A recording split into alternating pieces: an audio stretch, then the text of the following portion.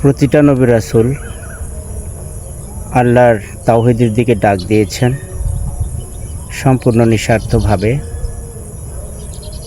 তাওহীদের প্রতি ডাকের বিনিময়ে,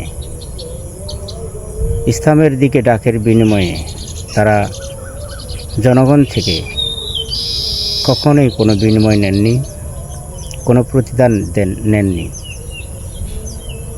এই জন্য তারা ছিলেন হেদায়েতপ্রাপ্ত। আল্লাহ সূরা ইয়াসিনের 21 নম্বর আয়াতে বলেছেন, ইত্তাবিউ মান লা ইয়াসআলুকুম আজরান ওয়া হুম মুহতাদুন।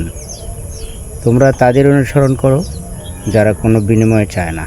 অর্থাৎ এখনও আমরা যদি নবী রাসূলের অনুসরণে কেউ যদি বিনিময়ে ছাড়া আল্লাহর তাওহীদের দিকে ডাক দেয়, বুঝতে হবে সে সঠিক পথে রয়েছে। হিজবুত তাওহীদ আল্লাহর তাওহীদের দিকে ডাক দিচ্ছে কোনো প্রকার প্রতিদান ছাড়া, কোনো প্রকার বিনিময় ছাড়া।